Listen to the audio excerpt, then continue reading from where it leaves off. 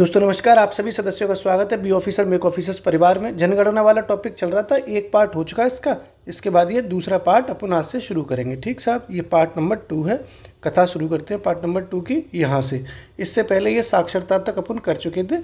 अब आएगा मज़ा साहब, जनगणना तो शुरू होगा। ठीक साहब, देखते हैं कौन कौन कहाँ कहाँ बसा हुआ है। तो जनगणना तो होता क्या है, इसको डेंसिटी कहते हैं इंग्लिश में, पॉपुलेशन डेंसिटी। डेंसिटी समझते हो साहब, डेंसिटी। अंग्रेजी मीडियम वाले ज़्यादा डेंसिटी करते हैं। ठीक है, तो ये होता है कि एक किलोमीटर के एरिया में कितने लोग एवरेज रह रहे हैं, उसको कहते हैं डेंसिटी।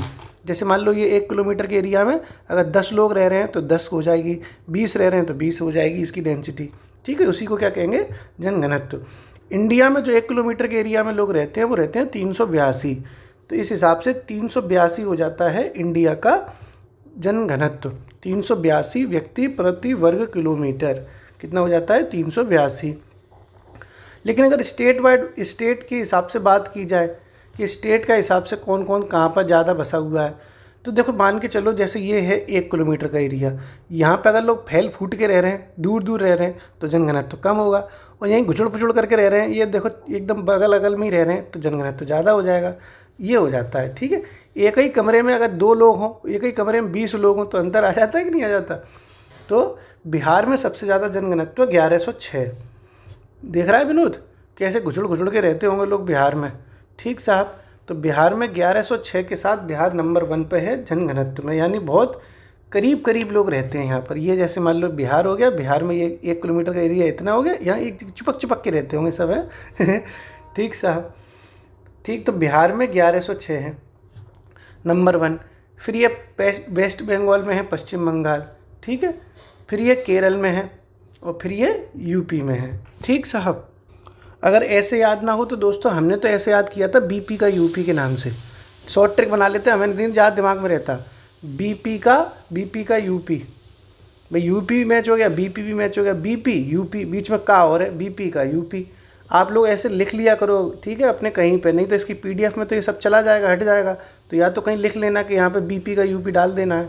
ठीक साहब, ओके। तो ये बीपी का यूपी से देखो, बी से हो जाएगा बिहार, पी से हो जाएगा पश्चिम बंगाल, का बीपी का से हो जाएगा केरल और यूपी से हो जाएगा यूपी। यूपी का जनघनत्व कितना है, 829। ठीक है, लिख दिया यूपी का, क्योंकि उत्तर प्रदेश स्पेशल में भी इसको सीधे पूछा भी जा सकता है ना। तो ऐसे भी पूछा जा सकता है कि उत्तर प्रदेश का जनघनत्व हिंदुस्तान के जनघनत्व से कम है, नहीं ज़्यादा है कि नहीं।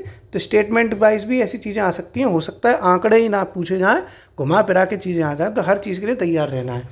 बीपी का यूपी, ठीक साहब, ये याद किया। तो और ये हो गया हाई डेंसिटी। इधर सबसे लोएस्ट डेंसिटी कहाँ पर है, सबसे कम जनघनत्व कहाँ पर है, तो भैया अरुणाचल प्रदेश में सब फैल फूट के रह में। जो देखो साहब, अरुणाचल प्रदेश ऐसा होगा, एक यहाँ रह रहा है, एक यहाँ रह रहा है, इतने दूर दूर।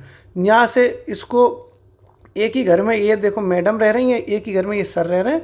इनके बीच में इन्हें, मैडम को जब सर को बुलाना होता होगा तो जो फ़ोन करती होंगी, कहाँ हो, कौन से कमरे में हो, आओ ना। कि नहीं, क्योंकि इतनी दूरी पे ही रहते हैं। बताओ, 1 किलोमीटर में 17 लोग रह रहे हैं। हमारे तो एक ही घर में 18 लोग रहते होंगे, मतलब 18-20 हमारी पूरी फैमिली। अभी तो ऐसे सबके घरों में ही, मतलब घर का मतलब चाचा ताऊ सब मिला के 15-16 लोग तो हो ही जाते होंगे ना। तो यहाँ 1 किलोमीटर के एरिया में 17 ही लोग रहते हैं।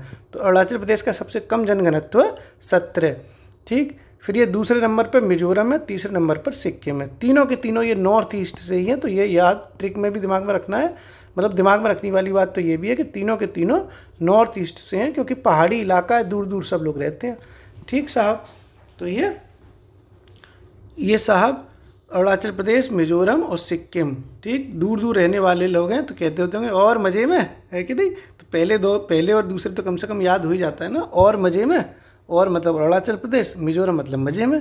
ठीक है, क्योंकि दूर दूर रहते हैं तो कभी कभी मिलते होंगे तो पूछ लेते होंगे, और मज़े में है ना सब कुछ, और मज़े में है ना सब कुछ, तो सिक्किम हो जाएगा। मतलब हर चीज़ की एक चीज़ बना सकते हो, नहीं तो ये डाटा आपको याद ही नहीं होगा।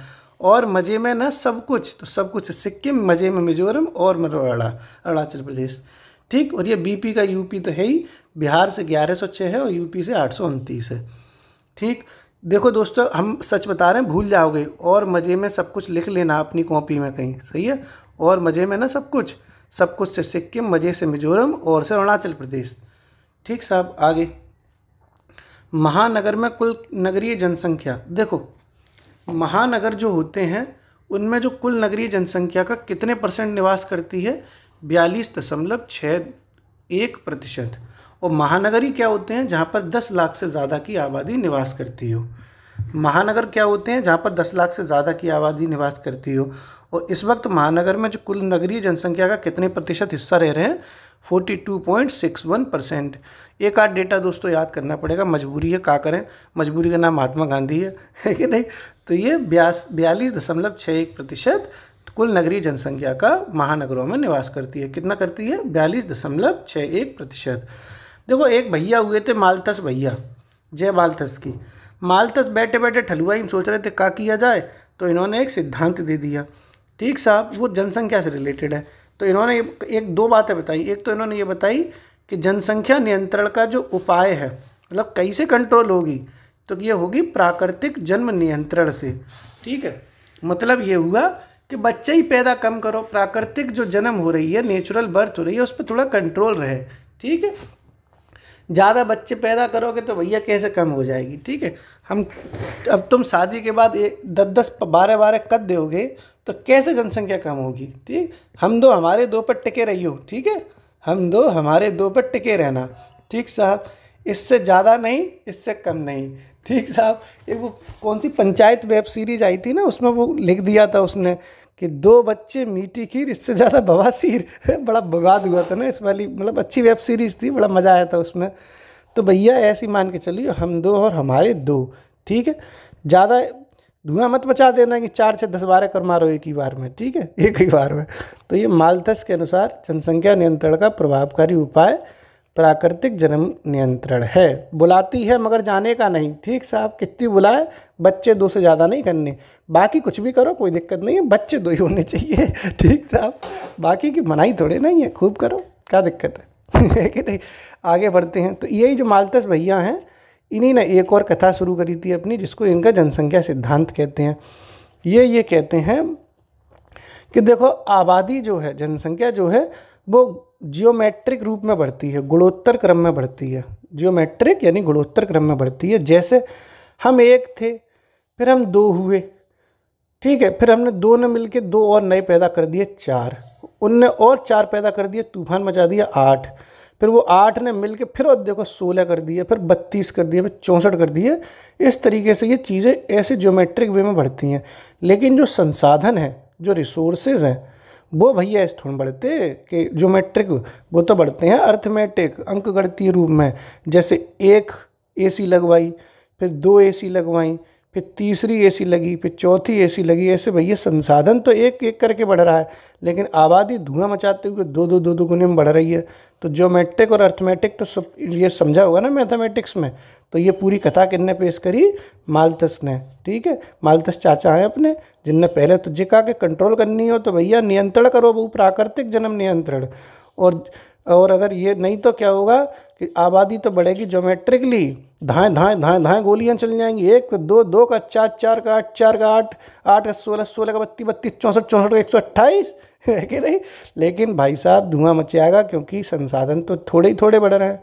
ठीक साहब, अब देखो, जनघनत्व की बात करी जा रही थी, तो ये अपन ने यहाँ पर देखा था स्टेट का, ये BP का UP और मज़े में सब कुछ। ठीक है, ये स्टेट का है। लेकिन UT की अगर बात की जाए, केंद्र शासित प्रदेश की बात की जाए, तो सबसे ज़्यादा जनघनत्व केंद्र शासित प्रदेश में पड़ता है दिल्ली में, 11,320।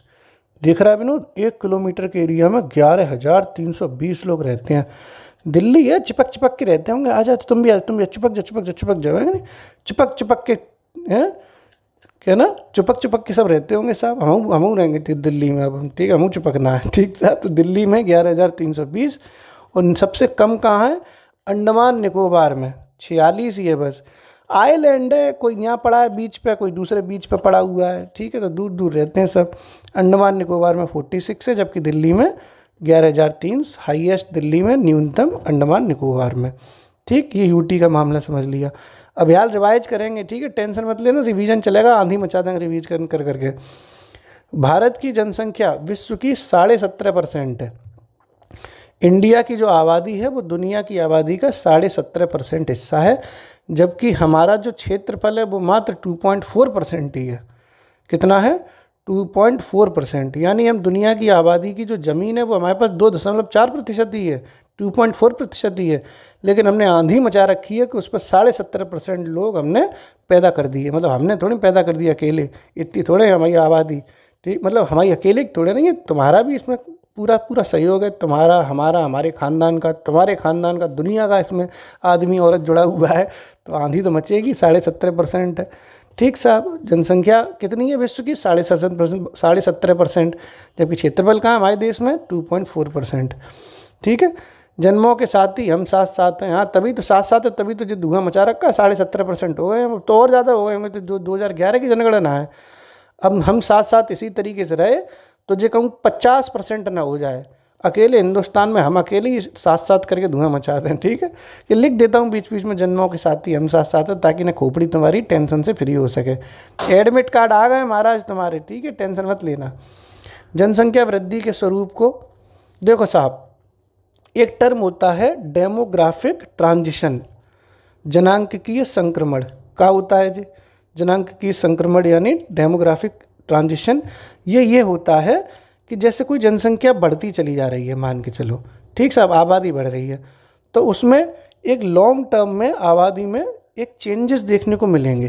ठीक, हो सकता है कि आबादी बढ़ रही है तो हो सकता है कुछ लड़कियां ज़्यादा बढ़ रही हों, तो बाद में चल के देखा जाएगा कि लड़के कम पड़ गए, लड़के कम पड़ जाएंगे, लड़कियां ज़्यादा हो जाएंगी, तो हिसाब किताब बिगड़ जाएगा ना, प्यार मोहब्बत नहीं चल पाएगी ठीक से। अब लड़की अपनी लड़की थोड़ी प्यार कर लेगी, लेस्बियन थोड़ी चल रहा है यहाँ पे, है कि नहीं? ये लड़का मान लो ज़्यादा बढ़ गया, ठीक, और लड़की कम पड़ गई, तो लड़का किन से प्यार करेंगे? लड़का ही से। तो ये थोड़ी मनना सबको, है कि नहीं है? तो ये जो चेंजेस देखने को मिलेंगे कि अगर जनसंख्या वृद्धि के स्वरूप में अगर चेंजेस देखने को जो मिलेंगे लॉन्ग टर्म में, उसको कहते हैं जनांकीय संक्रमण। ठीक साहब।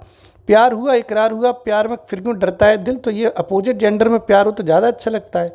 एक ही जेंडर में अगर प्यार हो जाए तो बड़ा टेंशन हो जाती है भाई साहब। हाँ, कुछ लोग हो जाते हैं। अब तो कोई दिक्कत थोड़ी, धारा 377 में कोई प्रॉब्लम थोड़े नहीं है, लेकिन फिर भी मतलब मोहब्बत तो मोहब्बत ही है कि नहीं?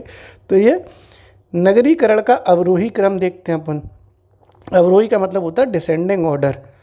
तो साहब डिसेंडिंग ऑर्डर देखते हैं, इसका मतलब होता है कि सबसे ज़्यादा नगरीकरण कहाँ है? प्रतिशत के हिसाब से और आबादी के हिसाब से। परसेंटेज वाइज देखी जाए तो नगरीकरण सबसे ज़्यादा है गोवा में। गोवा में मज़े मारते हो? गोवा में मज़े मारते हो? तो गोवा में मज़े मतलब गोवा में मिजोरम। गोवा नंबर 1 पे परसेंट में, फिर ये मिजोरम नंबर 2 पे, और तीसरे पे कौन सा है? तमिलनाडु। तो ये GMT आपने सुना होगा। GMT वो टाइम वाला नहीं होता, टाइम वाला GMT, वो इसकी शॉर्ट ट्रिक होती है कि नगरीकरण की जो क्रम है उसका है GMT, गोवा मिजोरम तमिलनाडु। ठीक है, गोवा मिजोरम तमिलनाडु, GMT। ये ग्रीनविच टाइम नहीं होता, वही वाला। जबकि आबादी के हिसाब से देखा जाए तो ये सबसे ऊपर भैया बम्बई। एक खुद ही सोचो ना कि सबसे ज़्यादा आबादी नगरीकरण की कहाँ होगी? बम्बई नगरिया जैसे वाले राज्यों में, बम्बई हो गया, पुणे हो गया, जहाँ सब हाई प्रोफाइल लोग रहते हैं। और क्या तुम्हें लग रहा था यूपी में होगी? यहाँ यूपी में कितने सारे गांव हैं, यूपी सेकंड नंबर पे है। तो महाराष्ट्र में सबसे ज़्यादा आबादी है नगरी, फिर दूसरे पे अपना यूपी है, और तीसरे पे अपना तमिलनाडु है। ठीक है। टेस्ट सीरीज होती है संडे संडे, मतलब एक दोस्त है वो देने जाता है, उसके क्वेश्चन पेपर में ऐसे आया था कि कौन सा राज्य नगरीकरण के डिसेंडिंग ऑर्डर में प्रतिशत और आबादी के दोनों के अनुसार तृतीय स्थान पर धारित है, मतलब तृतीय स्थान पर काबिज है। तो भैया इसका आंसर तमिलनाडु होता है, क्योंकि वो परसेंट हो चाहे आबादी हो, दोनों में वो तमिलनाडु तीसरे पे ही है। तो परसेंट पे अपना GMT है, गोवा मिजोरम तमिलनाडु। जबकि यहाँ पर आबादी में नंबर 1 महाराष्ट्र, नंबर 2 यूपी, फिर यहाँ पे भी तमिलनाडु। ठीक है। अब अपन टोटल ओवरऑल बात करते हैं जनसंख्या की, कौन कौन से राज्यों में सबसे ज़्यादा जनसंख्या है। तो देखो अपना यूपी नंबर 1 है, छप्पर फाड़ रखा है। ठीक है, तो नंबर 1 पे यूपी है, फिर महाराष्ट्र है, फिर बिहार है, फिर पश्चिम बंगाल है, फिर आंध्र प्रदेश है। ठीक है, यूपी महाराष्ट्र है। ठीक ठीक साहब। इसकी फुल फॉर्म क्या है? यूपी महाबहरा पागल अंधा, ऐसे करके हम तो हर चीज़ में याद कर लेते हैं, तो मैं इसलिए नहीं बताते कहीं तुम कंफ्यूज ना हो जाओ इतनी ट्रिकें देख देख के। हमें तो याद हो गई ना, हमने कई सारी बार पढ़ी हैं। कोई चीज़ तभी तो याद होती है जब कई सारी बार पढ़ी हो, मतलब मैक्सिमम टाइम पढ़ी हो, तो इतनी बार हमने पढ़ रखी है कि हमें तो याद हो गई हैं। यूपी महा बहरा पागल अंधा, तो यूपी महा से महाराष्ट्र, बहरा से बिहार, पागल से पश्चिम बंगाल, अंधा से आंध्र प्रदेश। यूपी महा बहरा पागल अंधा है कि नहीं। तो ये ऐसे भी तुम याद कर सकते हो, हमें तो याद है, तुम देख लो अपने हिसाब से, तुम्हें डायरेक्ट करनी हो डायरेक्ट कर लो, ये नहीं तो लिखी हुई है यूपी महाराष्ट्र बिहार पश्चिम बंगाल आंध्र प्रदेश। यूपी महाबहरा पागल अंधा। ठीक साहब। दशकीय वृद्धि की बात की जाए कि हर भारत की जो जनगणना हुई 2011 में, उसमें 2001 की तुलना में कितने % 10 साल में वृद्धि हो गई, तो इंडिया में हुई है 17.7%। कितनी हुई है? 17.7%। जबकि यूपी में कितनी हुई है? 20.23%। यूपी का भी हम थोड़ा थोड़ा साथ में लेके चले, जैसे कि कुछ कुछ तो कम से कम यूपी हो जाए। तो इंडिया में 17.7% ये दशकीय वृद्धि, मतलब एक डिकेड में, एक दशक में जितनी वृद्धि होती है, डिकेड कहते हैं ना इंग्लिश में, और यूपी में 20.23%। अब बात करते हैं अपन एसटीज़ की, अनुसूचित जनजाति, शेड्यूल्ड ट्राइबल्स। हिंदुस्तान में 8.6% आबादी एसटी की है, यानी जैसे 100% लोग हो गए, ठीक है, उसमें से 8.6% लोग एसटी से यानी शेड्यूल्ड ट्राइबल्स यानी अनुसूचित जनजाति के निवास करते हैं। तो सबसे ज़्यादा जो ट्राइबल्स एरिया है आबादी के हिसाब से, वो नंबर 1 पे मध्य प्रदेश है, दूसरे पे महाराष्ट्र है। आबादी यानी टोटल पॉपुलेशन के हिसाब से देखा जाए तो एमपी में सबसे ज़्यादा एसटीज़ हैं, जबकि महाराष्ट्र में दूसरे नंबर पर एसटीज़ हैं। लेकिन अगर परसेंटेज वाइज बात की जाए तो नंबर 1 पे मिजोरम है, नंबर 2 पे नागालैंड है। ठीक है, आबादी के हिसाब से बात कर रहे हैं तो मध्य प्रदेश नंबर 1 हो गया एसटी में। कौन हो गया? बोलो मध्य प्रदेश। दूसरे पे कौन हो गया? आंखें बंद करके बोलो महाराष्ट्र। एमपी और महाराष्ट्र ये 1 और 2 नंबर पे हैं आबादी के मामले में एसटीज़ की। जबकि परसेंटेज वाइज देखा जाए आबादी के उसके एसटीज़ के मामले में तो मिजोरम नंबर 1 पे है, जबकि दूसरे पे नागालैंड है। ठीक, हरियाणा और पंजाब ऐसे स्टेट हैं जहाँ पे कोई एसटी है ही नहीं। हरियाणा और पंजाब ऐसे स्टेट्स हैं जहाँ पर कोई अनुसूचित जनजाति निवास ही नहीं करती। अनुसूचित जनजाति मतलब एसटी, शेड्यूल्ड ट्राइबल्स। कहाँ पर नहीं है एसटी? हरियाणा और पंजाब में। ठीक है, ओके साहब। अब अपन थोड़ा सा और आगे चलते हैं, अभी रिवाइज करेंगे, टेंशन मत लो। धर्म आधारित जनगणना देखते हैं। धर्म आधारित जनगणना क्या होती है कि भैया कौन सा धर्म ज़्यादा है, कौन सा धर्म कम है। तो इसकी हमने ट्रिक भी बना दी अभी थोड़ी देर पहले। हंसने लिख गई है, हंसते है यहाँ पर। ठीक, हंसते मुस्कुराते। ठीक, हंसते मुस्कुराते इंसान संभव ब्रदर जैन है। ठीक साहब, हंसते मुस्कुराते इंसान, हम तो हंसते मुस्कुराते ही रहते हैं। कई इसमें जो है हमारी टेलीग्राम पर यूट्यूब पर कलमुए ऐसे हैं जो हंसते मुस्कुराते नहीं हैं, जिन्हें नफरत है हंसी से। हम कोई हंसी मजाक की चीज़ डालें तो ऐसे रिएक्ट करेंगे वो जैसे उनकी हमने ज़िंदगी छीन ली हो। पड़े रह जाओगे, काऊ दिना देख लेना, कोई नहीं होगा तुम्हारे पास। चिड़चिड़ा तो इंसान को कलेक्टर भी अच्छा नहीं लगता। ठीक है, तो हम तो हमेशा ही कहते हैं हंसते मुस्कुराते रहो, नहीं अच्छे लगोगे, तुम्हें घर वाले तुम्हें पसंद नहीं करेंगे, टेढ़ा सा मुँह लेके जो बैठे रहते पूरे दिन। ठीक है, अपनी खुन्नस दूसरे पे मत उतारा करो। तुम अपनी ज़िंदगी में कुछ अच्छा नहीं कर पा रहे तो इसका गुस्सा तुम संभव भैया पे उतार दो, या अपने मम्मी पापा पे उतार दो, या अपने भैया बहन पे उतार दो, अपनी गर्लफ्रेंड पे उतार दो, अपने बॉयफ्रेंड पे उतार दो। कब तक उतारोगे बेटा? जब लोगों को समझ में आने लगेगी कि नहीं तुम्हारा स्वभाव ही ऐसा है, लोग तुमसे दूर चले जाएंगे।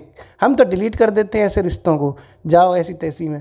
तुम्हारी ऐसे लोगों की कोई ज़रूरत नहीं, मैं तो नहीं रखता अपने पास में ऐसे सड़े हुए लोग। ठीक साहब, तो ऐसे हंसते मुस्कुराते इंसान संभव ब्रदर जैन है। ठीक है, हिंदू भैया इसकी फुल फॉर्म क्या है? हा से हिंदू सबसे ज़्यादा, मुस्कुराते से मुस्लिम दूसरे नंबर पे, इंसान से ईसाई तीसरे नंबर पे, संभव से सा ले लिया, सा से सिख चौथे नंबर पे, बा से ब्रदर, बा से बौद्ध 5वें नंबर पे, और जैन लास्ट में पूरा जैन मैच हो गया। सबसे ज़्यादा कमी भैया जैनों की है भैया, बड़ा बुरा हाल है। क्या करें? मैंने सोच रखी है शादी के बाद 15 बच्चे कर दूंगा, एकदम धुआं मचा दूंगा कि नहीं।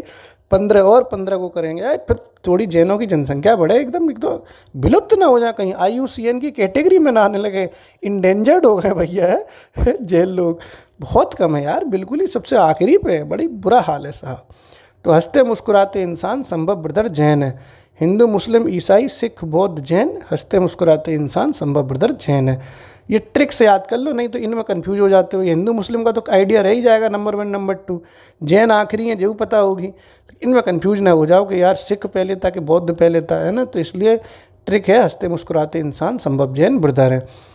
सामाजिक आर्थिक एवं जाति आधारित गणना, ठीक है, ये इसको ये कहते हैं सोशल इकोनॉमिक एंड कास्ट, ना, social economic and caste census, ठीक साहब। तो ये जनगणना पहली बार ऐसी जाति आधारित वाली हुई थी 1931 में, ठीक है। कब हुई है पहली बार? 1931 में, बोलो 1931 में पहली हुई है ये SECC। अंग्रेजी में क्या कहेंगे, जैसे सेक है कि नहीं, सेक जो भी कहेंगे, मतलब हम तो जाति जनगणना कह देते हैं। तो 1931 में हुई थी पहली बार। और आज़ादी के बाद अगर पहली बार बात की जाए तो ये 1931 में हम आज़ाद तो हुए नहीं थे, तो आज़ाद तो 1947 में हुए हैं। तो आज़ादी के बाद ये पहली बार अभी हुई है 2011 में। कहाँ हुई है? 2011 में। कहाँ पर? त्रिपुरा से शुरू हुई है। कौन सी जाति जनगणना? ठीक है, SECC सेक, ठीक है, social economic and caste census, सामाजिक आर्थिक एवं जाति जनगणना 2011 में हुई है, आज़ादी में पहली बार, आज़ादी के बाद, ठीक है। त्रिपुरा से शुरू हुई, स्टेट है त्रिपुरा। लेकिन त्रिपुरा में देखा जाए तो कौन सा गांव था? सखोला गांव था, सखोला, ठीक है। गांव एक बार पूछा जा चुका है दोस्तों UPSSC की परीक्षा में, इसलिए हमने लिख दिया। हम तुम्हारे लिए जो डेटा तैयार कर रहे हैं ना, जो बहुत सोच समझ के कर रहे हैं, टेंशन मत लेना। हमने इसमें ज़्यादातर PYQ 100% शामिल करने की कोशिश करी। अब एक आध छूट गया हो ह्यूमन एरर से तो एक लगवाते हैं, बहुत टाइम लगाते हैं, रातों की रातें जाती हैं इन सब तुम्हारे लिए मटेरियल तैयार करने में, ठीक है। त्रिपुरा के सकोला ग्राम से ये शुरू हुई थी स्वतंत्रता के बाद पहली बार। कहाँ शुरू हुई थी? भूल मत जाना, ठीक है, भूल न जाना मुझे राधी कि ये शुरू हुई थी सामाजिक आर्थिक जाति जनगणना, ठीक है, त्रिपुरा से सखोला गांव से 2011 में। पहली बार कब हुई थी? 1931 में। हमने देखो आपको कल बताया था कि अगर नॉर्मली जनगणना हो रही हो तो होम मिनिस्ट्री कराती है, सिंपली अगर जनगणना हो रही है तो होम मिनिस्ट्री कराएगी। होम मिनिस्ट्री के तहत भी हमने आपको बताया था कि महापंजीयक और जनगणना आयुक्त के द्वारा ये किया जाता है। कमिश्नर साहब बकर के बताए थे जनगणना आयुक्त, तो ये सिंपली होती है। लेकिन अगर SECC की बात की जाए, ये इसी वाले की, ये जो है ना इसकी, ये जाति जनगणना की बात की जाए तो ये गृह मंत्रालय नहीं कराता, ये कराता है ग्रामीण विकास मंत्रालय और नीति आयोग। अभी देखो ये 2011 में हुई थी, तब 2011 में तो नीति आयोग था ही नहीं, तब तो योजना आयोग चलता था ना। तो भाई योजना आयोग तो तब चलता था, अब तो नीति आयोग हो गया है। तो 2011 वाली बात की जाएगी तो कौन कराएगा? ग्रामीण विकास मंत्रालय और योजना आयोग ने मिलकर कराई थी। लेकिन अब जो अभी हो रही हैं आगे से जो होंगी वो होंगी ग्रामीण विकास मंत्रालय और नीति आयोग के द्वारा, ठीक है। सिंपली कौन कराता है? गृह मंत्रालय, जबकि ये जाति जनगणना कौन कराता है? ग्रामीण विकास मंत्रालय और नीति आयोग, ठीक है। कैसे याद रखनी है? गांव देहात में थोड़ा जात पात को लेके थोड़ा ज़्यादा टेंशन चलता है, शहरों में इतना तुलनात्मक रूप से कम है। तो गांव देहात मतलब जाति की बात आ जाएगी तो ग्रामीण विकास मंत्रालय और नीति आयोग के द्वारा। अब देखो इसी सेक यानी जाति जनगणना का जो शहरी सर्वेक्षण हुआ था वो किया था हासिम कमेटी ने। किसने किया है? हासिम कमेटी, ठीक है, किसने किया है? हासिम कमेटी ने, शहरी वाला। लेकिन अगर ग्रामीण की बात की जाए तो ग्रामीण वाला किसने किया है? सक्सेना ने, ठीक है, सक्सेना समिति ने, ओके। सक्सेना समिति ने क्या किया है? ग्रामीण सर्वेक्षण। जबकि शहरी सर्वेक्षण किसने किया है? तो हासिम समिति ने, ठीक है साहब। अब थोड़ा सा रिवाइज कर लेना, काफ़ी कथा हो गई, नहीं भूल जाओ, दिमाग में सब उड़ जाएगा, क्या मतलब है। यहाँ से अपनी कथा शुरू हुई थी जनघनत्व से। जनघनत्व क्या होता है? 1 वर्ग किलोमीटर के एरिया में रहने वाले टोटल एवरेज लोग, उसको कहते हैं जनघनत्व। इंडिया का जनघनत्व कितना है इस वक्त? 382। जबकि यूपी का कितना है इस वक्त? 829 यूपी का। इंडिया का 382 और यूपी का 829। सबसे ज़्यादा जनघनत्व का है? बीपी का, यूपी, ठीक है। बिहार का 1106 सबसे ज़्यादा, पी से पश्चिम बंगाल दूसरे पे, का से केरल तीसरे पे, यूपी से चौथे पे यूपी 829 के साथ। सबसे कम किसका है? और मज़े में ना सब कुछ, तो और से अरुणाचल प्रदेश 17 ही लोग रहते हैं 1 किलोमीटर के एरिया में, और मज़े में से मिजोरम, सब कुछ से सिक्किम, ठीक है, और मज़े में ना सब कुछ, तो ये अरुणाचल प्रदेश, मिजोरम और सिक्किम सबसे कम है, ठीक है। यूटीज़ की बात की जाए, ये तो राज्य होगा, यूटीज़ की बात की जाए तो ये लिखा हुआ है यूटीज़ का, सबसे ज़्यादा यूटीज़ कहाँ है जनसंख्या घनत्व के मामले में? नंबर 1 दिल्ली 11,320, और फैल फूट के सबसे ज़्यादा कहाँ रहते हैं? अंडमान निकोबार में, क्योंकि बीच ही बीच दूर दूर रहते हैं, इसलिए जनसंख्या घनत्व तो सबसे कम है 46 अंडमान निकोबार का। माल्थस चाचा क्या कह के गए थे कि जनसंख्या नियंत्रण तभी होगी जब प्राकृतिक जन्म नियंत्रण रहेगा। तुम लोग धुआं ना मचाओगे, मतलब धुआं मचाओ मतलब बच्चे कम हो, वैसे धुआं मचाते रहो, कोई दिक्कत नहीं है। ठीक साहब, 2 से ज़्यादा बच्चे करोगे तो फिर दिक्कतें आएंगी, जनसंख्या बढ़ेंगी। माल्थस का जनसंख्या सिद्धांत कहता है कि जनसंख्या आबादी तो बढ़ रही है, वो बढ़ रही है ज्योमेट्रिकली, 1 दूना 2, 2 दूना 2, दूना दूना कर करके, ठीक है। लेकिन जो रिसोर्सेज हो रहे हैं, संसाधन बढ़ रहे हैं, वो बढ़ रहे हैं अर्थमेटिकली, यानी एक एक एक एक करके। ठीक, भारत की जो आबादी है वो पूरी दुनिया की आबादी की 17.5% ही है, जबकि 17.5% है, जबकि क्षेत्रफल इसका 2.4% है। ठीक साहब, तो कम जगह में ज़्यादा लोग रखने का हुनर किसके पास है? हमारे पास, हमारा देश मतलब हमारे भारत के पास। थोड़ी सी जगह में हम बहुत सारे लोगों को निवास दे देते हैं, क्योंकि हम दिल वाले लोग हैं, हमारे दिल में बहुत जगह है। 2.4% का हमारा दिल है, लेकिन हम उसमें 17.5% लोगों को घुसेड़ सकते हैं, ये हमारी कला है। ठीक साहब, ऐसे याद रखोगे ना कि 2.4 लोगों को ही हम अपने दिल में बसा सकते थे, लेकिन हमारा दिल में इतने कोने हैं कि एक इस कोने में घुसेड़ लिए हमने, एक उस कोने में घुसेड़ लिए, ऐसे अपने दिल में 17.5 घुसेड़ के चल रहे हैं। ठीक है, तो ये 17.5% जो है आबादी हमने कवर करी 2.4% एरिया के साथ। जनसंख्या वृद्धि के स्वरूप में अगर लॉन्ग टर्म में चेंजेस आएंगे, यानी दीर्घकालिक अवधि में परिवर्तन देखने को मिलेगा, तो उस घटना को कहा जाएगा जनांकिकीय संक्रमण, यानी डेमोग्राफिक ट्रांजिशन। ठीक है, नगरीकरण का अवरोही क्रम, ये देखो गोवा में मजे मारे थे अपन ने, GMT। ठीक, तो ये गोवा, मिजोरम और तमिलनाडु परसेंट वाइज है नगरीकरण में। लेकिन अगर आबादी में देखा जाए तो सबसे ज़्यादा ये महाराष्ट्र में आबादी है नगरीकरण के हिसाब से भैया, क्योंकि नगर तो मुंबई सब जैसे नगरिया, तो मुंबई नगरिया सुनिए, मुंबई नगरिया ऐसी तो बोलते हैं मुंबई नगरी, ये है मुंबई नगरी मेरी जान। ठीक, तो महाराष्ट्र सबसे ऊपर, यूपी दूसरे पर, तीसरे पर तमिलनाडु। परसेंटेज हो जाए टोटल आबादी हो, दोनों में तमिलनाडु तीसरे नंबर पर है। टोटल जनसंख्या की बात की जाए, कुल जनसंख्या की, तो यूपी नंबर 1 पे सबसे ज़्यादा जनसंख्या, फिर ये यूपी महाबहरा पागल अंधा, यूपी महाबहरा पागल अंधा, उत्तर प्रदेश, महाराष्ट्र, बिहार, पश्चिम बंगाल, आंध्र प्रदेश। कुल जनसंख्या का हिसाब हो गया। दशकीय वृद्धि दर, तो इंडिया की जो 10 साल में आबादी बढ़ गई, वो बढ़ गई 17.7%, जबकि उत्तर प्रदेश वाले ज़्यादा हुनरदाज हैं, इनने हिंदुस्तान की आबादी से ज़्यादा आबादी बढ़ा मारी, 20.23%। ठीक साहब, 20.23%। इंडिया कितनी है? 17.7%। ST की बात करिए अपन ने, शेड्यूल ट्राइबल एरिया की, तो टोटल 8.6% की आबादी इंडिया में है STs की। ठीक है, सबसे ज़्यादा STs आबादी वाइज रहते हैं MP में, फिर दूसरे पे महाराष्ट्र में, जबकि परसेंट वाइज सबसे ज़्यादा STs रहते हैं मिजोरम में और दूसरे पे नागालैंड में।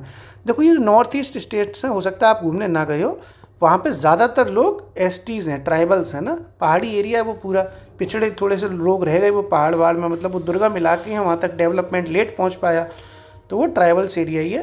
तो नंबर 1 पे परसेंट वाइज मिजोरम, जबकि दूसरे पे परसेंट वाइज नागालैंड। हरियाणा और पंजाब में कोई ST है ही नहीं है। ठीक है, कोई रहता ही नहीं है कोई ST, हरियाणा पंजाब में है ही नहीं। फिर ये धर्म आधारित जनगणना, हंसते मुस्कुराते इंसान संभव ब्रदर जैन है। ठीक है, तो हाथ से हंसते हिंदू, मुस्कुराते मुंह से मुसलमान, ई से इंसान से ई से ईसाई, सा से संभव से सा से सिख, बा से ब्रदर से बा से बौद्ध, जा से जैन, जा से जैन, जैन सबसे आखिरी, रे हाय दैया हाय दैया हाय दैया। ठीक है, दैया दैया कुछ नहीं है, समझदार हैं। ठीक है, हर चीज़ नेगेटिव मत लिया करो कि हम बच्चे नहीं कर पाए, अब हम पे आरोप मत लगा देना कि लो साहब जैन साहब की मशीन ही खराब चल रही है। ठीक है, ऐसा कुछ नहीं है। ठीक, धुआं मचा देंगे, लेकिन ये है कि पढ़े लिखे लोग हैं, कम बच्चे करते हैं, समझ रहे हो। तुम्हारे देश में हमारा देश है, उसके संसाधन जो है इस्तेमाल ठीक से करने हमें। ठीक है, मजाक मत बनाना हमारा। ठीक, बता रहे वहीं पे है कि नहीं भाई साहब। ये जो माल्थस थे ना, माल्थस, ये वाले माल्थस चाचा, इनका जो सिद्धांत था ना कि ये प्राकृतिक जन्म नियंत्रण, इस सिद्धांत को जो हमने अपनाया है, वो जैन लोग हैं, इसलिए कम रह गए, पीछे रह गए थोड़ा आबादी में। ठीक है, नहीं शरीर पूरा काम कर रहा, आवाज़ गुस्सा आ गई तो एक ही बार में 4, 6, 10, 20 इकट्ठे हो जाएंगे। ठीक है साहब आगे बढ़ते हैं अपन, कहाँ चले गए थे, तो जल्दी आ गए, देखो यहाँ तक। पहली बार जाति आधारित जनगणना कहाँ हुई, कब हुई? 1931 में। कब हुई है? 1931 में। आज़ादी के बाद पहली बार कब हुई? 2011 में। ठीक, त्रिपुरा के सखोला नामक जगह में, सखोला गांव है जगह का, छोटी जगह है, वहाँ पे त्रिपुरा में हुई है स्वतंत्रता के बाद पहली बार। क्या हुई है पहली बार? ये SECC, ठीक है, सामाजिक आर्थिक एवं जाति आधारित गणना 2011 में त्रिपुरा से शुरू हुई थी। नॉर्मली जो जनगणना होती है वो होम मिनिस्ट्री कराती है, जबकि यह जाति जनगणना ग्रामीण विकास मंत्रालय और नीति आयोग कराता है। 2011 वाली ग्रामीण विकास मंत्रालय और योजना आयोग ने कराई थी, क्योंकि तब योजना आयोग था, नीति आयोग था ही नहीं। ठीक, शहरी सर्वेक्षण की बात की जाए तो हासिम समिति, और ग्रामीण क्षेत्र की बात की जाए तो सक्सेना समिति की तरफ से ये सारी चीज़ें हुई थी साहब। ठीक है, नगरीय क्षेत्र क्या होता है, ये सब चीज़ें क्या होती हैं, जो अपन कल के पार्ट में समझेंगे। थोड़ी सी कथा रह गई है बिल्कुल नेक, सो पार्ट 3 में इसको ख़त्म करेंगे। हम दोस्तों ना बहुत लंबा चौड़ा वीडियो नहीं लाते कि 2 घंटे, 1 ही घंटे में पूरा ख़त्म कर दें। 1 घंटे में पूरा जनगणना करा दें, घंटा तो मैं कुछ याद ही नहीं रहेगा, भूल जाओगे सब। जा कर आए कमेंट में आंसर बता के जाओ पहले, ठीक है, बता के जाओ। चलो, यूपी की साक्षरता के हिसाब से, यूपी की जो साक्षरता के हिसाब से सबसे पढ़ा लिखा जिला यानी सबसे साक्षर जिला कौन सा है? सबसे साक्षर जिला कौन सा है जिला यूपी का? और सबसे कम साक्षर जिला कौन सा है यूपी का? बताओ चलो कमेंट में। अब जाओ हंसते मुस्कुराते हुए, क्या हुआ तेरा वादा वो कसम वो इरादा, जाओ मुस्कुराओ मौज करो। शुक्रिया।